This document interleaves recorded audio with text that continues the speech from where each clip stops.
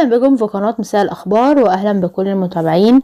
ورجعنا تاني نتكلم شوية عن التوقعات، وتوقعاتنا المرة دي مهمة جدا قالتها ليلى عبد اللطيف. منها توقعات هتحصل في 2024 للدول، وتوقعات تانية قالتها قبل كده، والتوقعات دي ممكن تحصل الايام اللي جاية او في الفترة اللي جاية.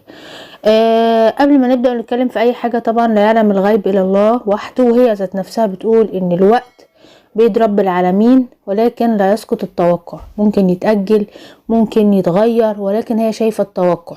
تعالوا مع بعض نشوف، ولكن بفكر حضراتكم بالاشتراك في القناة وتفعيل الجرس، وياريت نعمل لايك وشير للفيديو. هنمسك اول دولة معانا، احنا معانا كذا دولة في الفيديو، فعشان كده بتمنى من حضراتكم ان انتوا تتابعوا للاخر. اول دولة معانا هي العراق. العراق قالت عنها في بدايات التوقعات ان سيشهد العراق موجة سيول وحرائق للأسف خلال هذا العام، وذلك بسبب تغيرات مناخية قاسية. وقالت كمان هنشوف ظهور شخصية عراقية قيادية جديدة بتلمع في العراق خلال المرحلة القادمة، وهذه الشخصية القوية بتقود العراق نحو مرحلة الحلول والاستقرار، وهيتوحد معها الشعب والجيش مع قيادة قوية وجيش قوي. وهذه الشخصية الجديدة هتتلقى الدعم والمساندة من عدة دول، وعلى رأسها طبعا المملكة العربية السعودية ودول الخليج. ومع كل هذه التطورات اللي جاية، شايفة كمان طاولة حوار هتجمع قيادات وأطراف عراقية وقيادات مصرية وسعودية وعربية، وده بسبب حصول حدث مؤسف كبير جدا على أرض العراق. فرنسا في العراق سوف تلعب دور كبير ومهم، ومن أجل إنجاح الحوار العراقي وإنهاء كل المظاهر المسلحة وتمكين الجيش من السيطرة الشاملة. وسنعود نشوف دور بارز للسيد الكاظمي. ازاي وليه؟ قالت مش عارفه، برغم ان هو مش رئيس الوزراء دلوقتي. هيرجع الجيش العراقي قوي جدا، وهيفكرنا بايام صدام وما قبل صدام. ده اول حاجه قالتها لدوله العراق.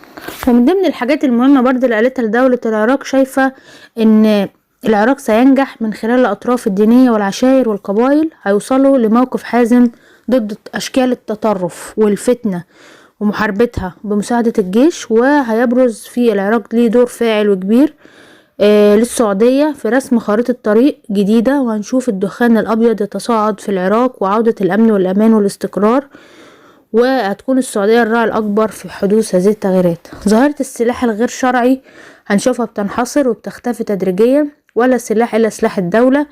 أخيرا أرى حصول هزة أرضية يشعر بها سكان العراق، وتثير موجة من الخوف والقلق.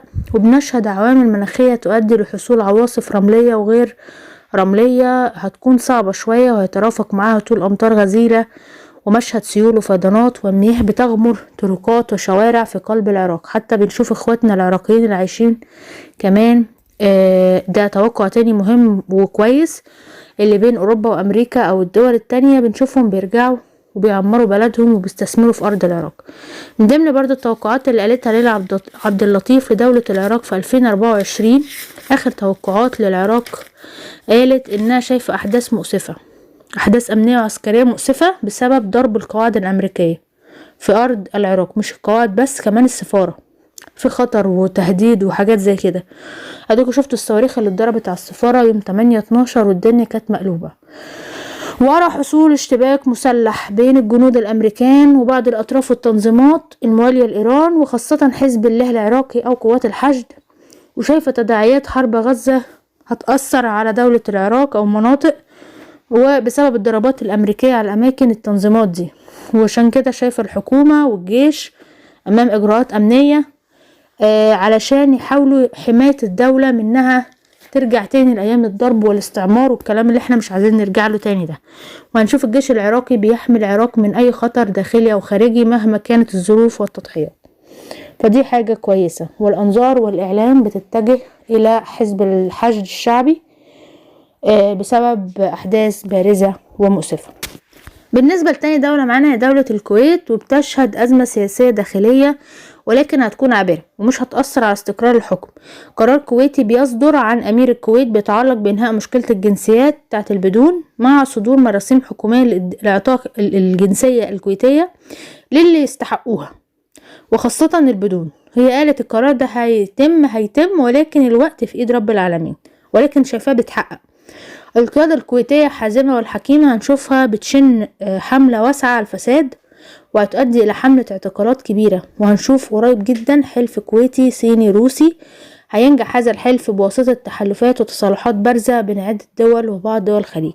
وأتمنى على أمير دولة الكويت إن هو ينتبه على صحته، والله يحمي الكويت وقيادة الكويت الحكيمة.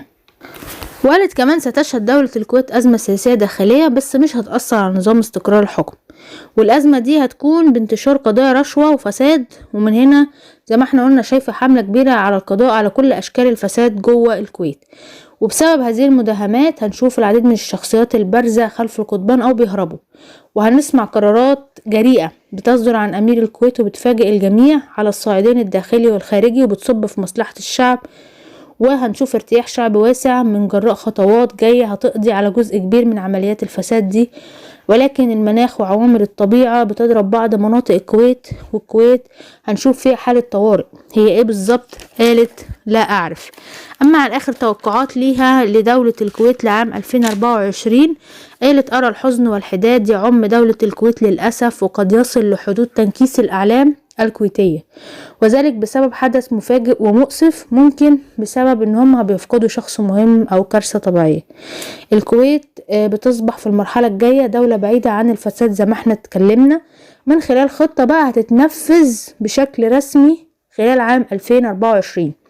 وأرى أن دولة الكويت هتكون شريك فاعل وبارز في المساهمة في إعادة إعمار مدينة غزة، كما ستقدم الكويت مساعدات كبيرة لتشمل عدد كبير من سيارات الإسعاف، بالإضافة لمستشفى متحرك داخل غزة. والبدون في الكويت بيحصلوا على الجنسية زي ما أنا قلت لكم قبل كده، هي بتأكد الكلام بشكل صريح. بالنسبة لقطر في توقعات الحقيقة قالتها ليلى عبد اللطيف إيجابية جدا لدولة قطر، وقايلة إن شايفة إن الأبواب قطر على أبواب ثورة سياحية غير مسبوقة، وشايفة وفود سياحية بتيجي في قرار مفاجئ. أرى قطر بتفتح أبوابها لتستقبل كل من يطلب اللجوء والسماح بأن هو الناس دي تيجي عند أراضيها مع كل الدول والأديان بشكل مدروس. وسنشاهد وفد قطري بيزور سوريا بشكل مفاجئ، في مجالات هتتفتح وحاجات هتتفتح وبتصب في مصلحة البلدين بين سوريا وقطر. أمير قطر ورئيس الإمارات ولي العهد السعودي هيكونوا هم السبب في لم الشمل العربي وحل النزاعات العربية والمساعدات الدولية للدول المنكوبة. وقالت كمان هنشهد زيارة وفد إيراني قطري مشترك للمملكة العربية السعودية بشكل مفاجئ، وجهود ومساعي جبارة هيقوم بها أمير قطر من أجل إنجاح مساعي السلام وإعادة الاستقرار لعدة دول عربية إن كان أمنيا أو اقتصاديا أو سياسيا، ابتداء من اليمن وسوريا ولبنان يدا بيد مع السعودية. وأمير قطر هنشوفه بيقوم بجولة عربية واسعة، المحطة الأولى هتبدأ بين إيران وبين مصر، كما سنرى أمير قطر بيقوم بزيارات مفاجئة لأمريكا وصورة تجمع بين أمير قطر والرئيس بايدن. أما توقعات على 24 الأخيرة لقطر، قالت هنشوف أمير قطر في زيارة مفاجئة للبنان بعد ما في أحداث مؤسفة كده هتحصل في لبنان.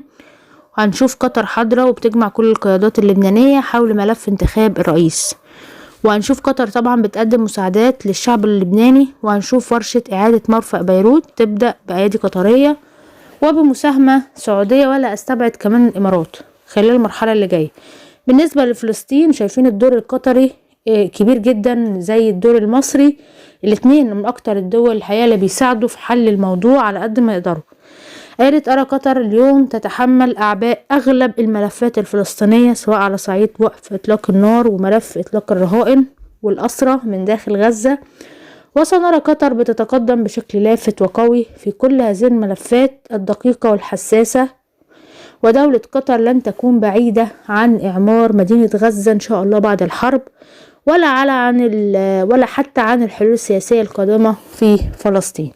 كده اتكلمنا عن 3 دول مهمين جدا، العراق والكويت وقطر، وفي دول تانية لسه متكلمناش عنها، في اليمن، في البحرين، في السلطنة، في السعودية، في الإمارات، في فلسطين طبعا والأردن ولبنان وسوريا.